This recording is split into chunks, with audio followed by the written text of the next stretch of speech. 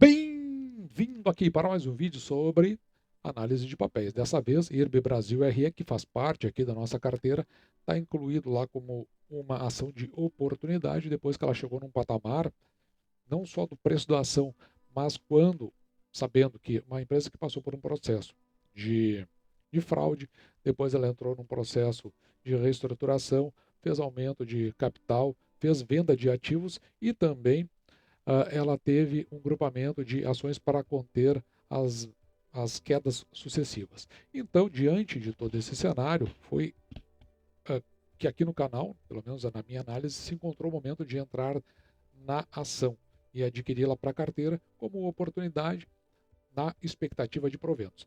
Então, ainda que a gente coloque que o resultado é muito acima do esperado, é natural que ela estando no fundo do poço, ela comece a dar alguns saltos durante o seu processo de recuperação. Mas vamos dar uma olhada o que nós temos de resultados, que acabamos de assistir à apresentação desses resultados através da videoconferência, que não teve absolutamente nada demais, mas algumas coisas a gente cabe salientar, principalmente você que é acionista do IRB. De fato, essa análise está valendo muito mais para a nossa tabela de indicadores que nós apresentamos ao final do vídeo, onde a gente pode fazer um comparativo depois no quesito empresas de seguro com empresas de seguro. Mas indo aqui direto e nos utilizando das informações trimestrais do IRB, vamos aqui para a página 15, que eu acho que a gente começa a coletar as primeiras informações, até para não nos alongarmos demais no vídeo, já que não teve assim novidades significativas. Mas olhando aqui no passivo, nós podemos verificar que o patrimônio líquido ele evolui aqui de um pouquinho mais de 4 bilhões em 2022, no fechamento do ano, para agora, no terceiro trimestre do ano de 2023, quase 4 bilhões e 170 milhões. Considerando os primeiros 9 meses do ano, veja que a receita ela cai aqui de 5 bilhões e 160 milhões para 4 bilhões e 597 milhões, mas a gente também precisa considerar que a companhia está também no processo de limpeza da sua carteira e existe uma série de portfólios perdidos que nós vamos, por transferência, né, que nós vamos ver logo em seguida. O lucro líquido, veja que nos primeiros 9 meses do ano passado, tinha ficado aí perto dos 600 bilhões no prejuízo, então era um lucro líquido negativo, e agora está com lucro líquido aqui em 76 milhões, o que já é um avanço, e isso dá uma boa sinalização ao mercado. E na apresentação dos resultados, vamos dar uma olhada em algo que a gente coloca em sintonia com as análises mensais que a gente vem fazendo do IRB. Lembrando que as empresas de seguro são obrigadas a reportar a SUSEP, que é a Superintendência dos Seguros Privados, e todos os meses nós avaliamos esses resultados. Então, aqui, evidentemente, não vai aparecer nenhuma surpresa para nós, talvez um melhor detalhamento do que nós vimos nas análises mensais. E vamos começar aqui com o lucro líquido. Se nós tomarmos o ano de 2023 e formos somando esta evolução aqui do lucro líquido, no primeiro trimestre 9 milhões, depois no segundo trimestre 20 milhões, no terceiro trimestre 48 milhões, vai fechar, aqui vai fechar um pouquinho mais do que os 76, mas é porque realmente ali os valores estão arredondados, mas vai ficar de acordo com aquele lucro líquido. O que é interessante nós vermos? Esta linha que eu marquei aqui, ó, veja que lá no segundo trimestre de 2022, portanto, do ano passado, e a gente pode considerar aqui, passado então um ano e mais 3 meses, veja como esta curva ela vem subindo de uma forma bastante consistente em relação ao lucro líquido da companhia. Aqui está dado, né, em milhões. Já a evolução desse um ano e 3 meses, veja que foi necessário essa evolução de 421 milhões de forma positiva. O resultado do underwrite, que é aquilo que está sendo deixado para trás, veja que passou aqui também de negativo para positivo em relação ao segundo trimestre de 2022, durante todo esse fluxo que decorreu nos últimos um ano e 3 meses. Essa imagem aqui é um pouco mais confusa, mas fala sobre o projeto ou estratégia de subscrição da companhia. Na verdade, para mim não faz muito sentido esse alvo e nem esses apontamentos. O que tem de relevante aqui é o seguinte: a intenção do IRB é que 80% da sua rentabilidade advenha dos negócios fechados no Brasil, 15% daquilo que eles chamam de regional, que é na América Latina, e 5% do global, ou seja, o restante do mundo, excluindo a América Latina e Brasil. E como isso está evoluindo, então agora a gente começa a entender o projeto. Veja, neste verde mais claro aqui, nós estamos nos referindo ao Brasil. Portanto, se nós considerarmos o terceiro trimestre de 2021, correspondia a 69% dos negócios, passou para 72% e agora está em 85%. Lembrando que a companhia quer que aqui fique em 80%, portanto precisa reduzir aí 5%. No internacional, vou deixar marcado aqui, que seria o verde, um pouco mais escuro, veja que está em 9% e aqui se quer que fique em 5%. Portanto, é preciso reduzir um pouco mais na questão dos negócios internacionais. E, por outro lado, tem que crescer da América Latina, esse verde mais escuro, para 15%. Então, a companhia está gradativamente fazendo esses ajustes de forma a andar na direção do seu projeto. Quando a gente olha para as renovações de contrato, que é onde começa a limpeza do portfólio da companhia, no terceiro trimestre de 2022, 85% foram renovados e agora 86%. E 14% foram deixados de lado, enquanto que ano passado foram 15%. Olhando para os prêmios emitidos, também aqui no comparativo, primeiros 9 meses do ano, veja que desceu de 6,1 bilhões para 4,9, dentro dessa ideia da companhia de algumas não renovações e também ficar naqueles negócios que são interessantes. O que tem de relevante aqui? Veja que o patrimonial também desce, né, na composição da carteira, que é o principal da companhia, de 36 para 35. Da mesma forma, a gente consegue olhar aqui para os riscos especiais, que, ao contrário, ele vai num crescente de 13% para 19% na direção do equilíbrio da carteira. O rural, ele desce de 19% para 18%, o vida de 14% para 13%, e aqui por uma questão de sazonalidade, que foi explicado, o risco financeiro, aqueles que envolvem risco financeiro, eles sobem de 4% para 5%, devendo até descer um pouco, segundo a apresentação da companhia, agora no quarto trimestre.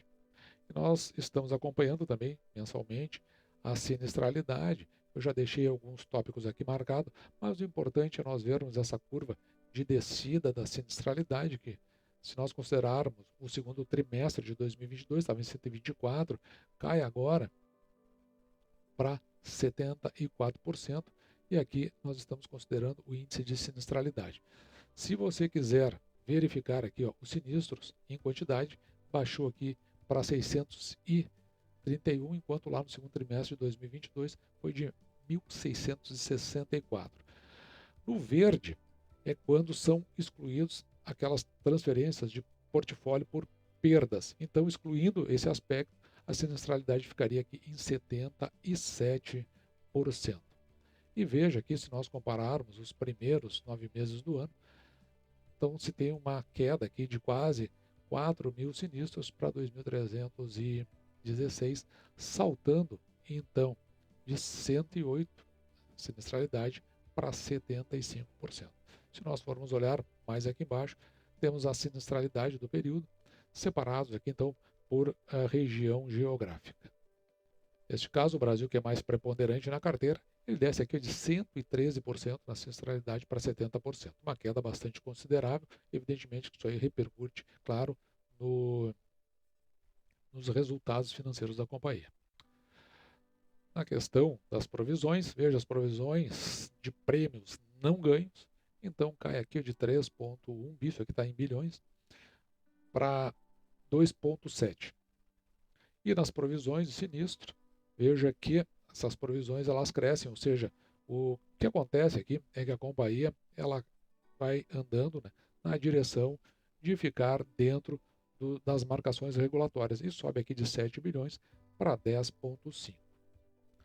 Olhando para as despesas administrativas, nós podemos verificar aqui nos primeiros 9 meses de 2022, que estava em 237 milhões, e agora tem uma queda aqui para 217, sendo que esses 33 que estão aqui em cima são computados a fins de eventos não recorrentes. Por conseguinte, então tem uma redução aí dentro das despesas administrativas da companhia, o que de certa forma até é natural, dado um conjunto de encolhimento que aconteceu. Um fator preponderante é justamente nesse índice combinado. Claro que o mais importante está aqui, ó, na sinistralidade, como a gente viu, ficou nos 77%, quando exclui aqui aquelas transferências de portfólios perdidos. Então fica em 77%. E aqui nós temos os demais integrantes, aqui, né, a parte de comissionamento fica aqui no entorno regular aí dos 20%, e as demais despesas, excluídas essas por transferência de portfólio perdido, e aquilo que não, quando tem esse ex-one-off, é aquilo que não é recorrente, ficando aqui num crescimento de 11%. No índice combinado, quando junta isso aí tudo, ainda é alto, está aqui em 108. Nós já tínhamos visto isso por decorrência das análises mensais. O ideal é que isso aí fique abaixo de 100 e a companhia, conforme está mostrando essa curva aqui, está numa tentativa de descenso. Talvez isso aí aconteça ao longo do ano de 2024, que é a estimativa que a companhia está colocando para os seus integrantes, tanto dos conselhos administrativos, da direção executiva e também dos seus acionistas. Essa aqui é interessante porque a componente do índice combinado, veja, no total, na verdade, estaria aqui ó, em 110%. Lembrando que a gente quer baixar, a companhia quer baixar isso a menos de 100, e se excluído aqui, então, as transferências de portfólio perdido, cai para 108 na verdade. Então, tem uma influência até, de certa forma, positiva no todo, mas a realidade dos dados que se tem que trabalhar é com esse 110%. Aqui nós temos um gráfico que mostra o consumo do caixa da companhia, e veja aqui, então, desde o terceiro trimestre de 2022, vem sendo cada vez menos utilizado, mas ainda tem um uso aqui interessante do caixa, e parece que, conforme essa curva que eu coloquei aqui, em algum momento, isso aí vai entrar num patamar de equilíbrio que leve a uma melhor consolidação de todo o turnaround que a companhia vem sofrendo. O caixa da companhia se mantém nesses 8,5 bilhões, mas aqui a gente verifica que o resultado financeiro tem um crescimento bastante significativo, principalmente se comparado com o segundo trimestre, segundo trimestre de 2023. E o que escora isso através dos seus ativos financeiros, né, que são aqueles que são empregados dentro do mercado para fins de capitalização. O que a gente verifica aqui é que o objetivo da companhia é cada vez sair mais daqueles que estão fora do país, migrando aqui para aqueles que ficam dentro do país. Em dezembro de 2022 eram 9 bilhões e agora tem uma redução aqui de 8,5, que é natural, até por conta dessa limpeza de carteira que a companhia vem fazendo através de aquelas não renovações que vem acontecendo ano a ano, que nós vimos logo a seguida. Mas o importante aqui, eu acho que é para destacar, é que naquilo que está aplicado dentro do país, veja que 65% está atrelado ao pós-fixado. Depois a inflação, e aqui ó, nesse cinza está atrelado ao nosso CDI. E quando olhamos para a parte de fora, veja que 77% está aqui ó, no pré-fixado, 28% está atrelado a cartas de créditos externas. E lembrando, né, que a companhia quer cada vez menos ter esses investimentos aí fora do Brasil. Olhando agora para a questão regulatória, lembra que a companhia, questão de 3 meses atrás, teve problemas com isso e teve até que fazer um esforço para voltar ao regulatório. Então agora ela está aqui. Esse PLA aqui é o patrimônio líquido ajustado. Então ela está com 150% do patrimônio líquido ajustado, superando em 50% o regulatório, gerando a sua suficiência aqui em relação ao seu patrimônio líquido ajustado. Outro parâmetro é a cobertura técnica. Veja que lá no segundo trimestre de 2022 até estava no negativo e cresce agora, se nós compararmos com o terceiro trimestre de 2022, de 326 milhões para 608, o mais alto nos últimos ano e 3 meses. Da forma como está o processo pelo qual vem passando o IRB, nos traz uma visão animadora, enquanto nós consideramos a condição anterior que ele possuía. E assim, trazendo todos esses dados, e agora nós vamos ver por que isso, trazendo todos esses dados para a nossa tabela de indicadores, veja que a gente tinha uma projeção aqui de 7,4 bi de receita e cai justamente, já era esperado por nós, porque a gente não consegue computar aquilo que a companhia pretende limpar dentro do seu portfólio. Então é natural que a gente não tenha acertos significativos. E essa queda aqui já era esperada, porque lá no início do ano a companhia disse que faria isso.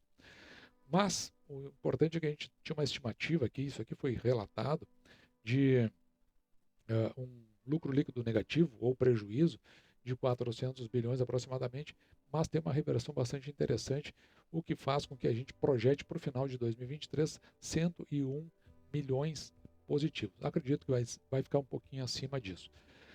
Considerando aqui um payout de 25%, que é o mínimo estatutário, a companhia teria condições do pagamento. Ela não vai fazer isso, mas é só para a gente ter uma ideia de estimativa de 31 centavos por ação, o que faz com que o preço teto ficaria aqui, ó, em R$ 5,01. No momento que esse vídeo estava sendo gravado, a ação estava cotada a R$ 43,18.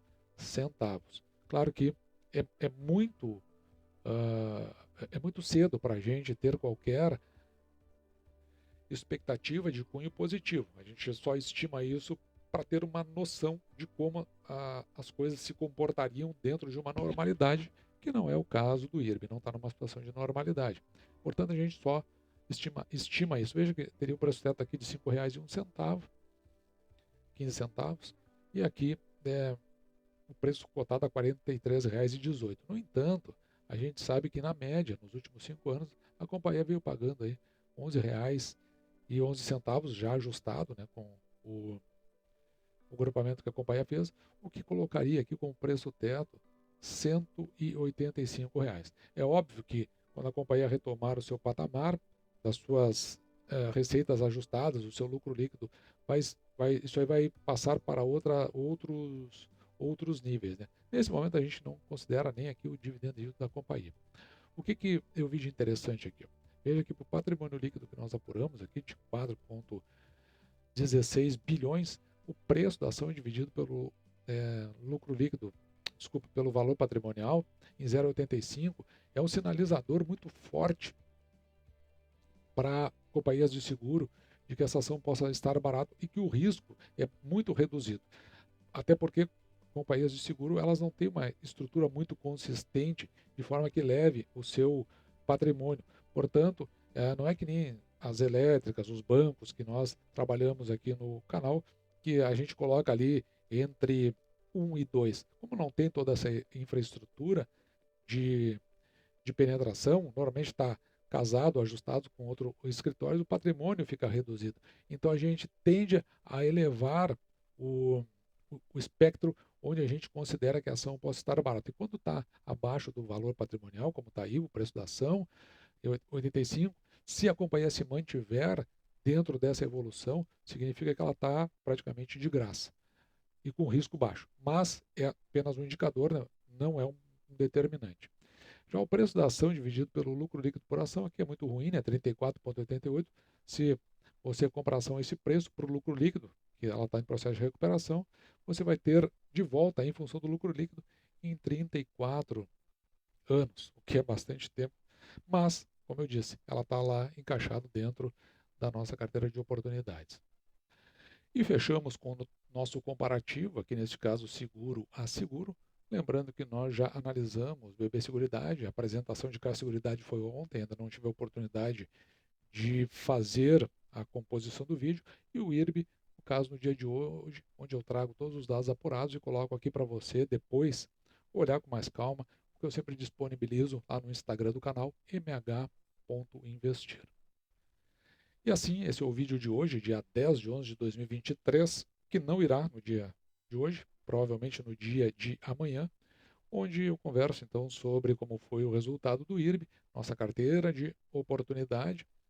A gente aguarda aí que talvez, com o passar do tempo, os resultados venham a dar o que a gente tem de expectativa. Dito isso, espero você tenha gostado. Eu vou ficando por aqui, me despeço de você, desejando que você fique com Deus e deixando, como sempre, o meu grande abraço.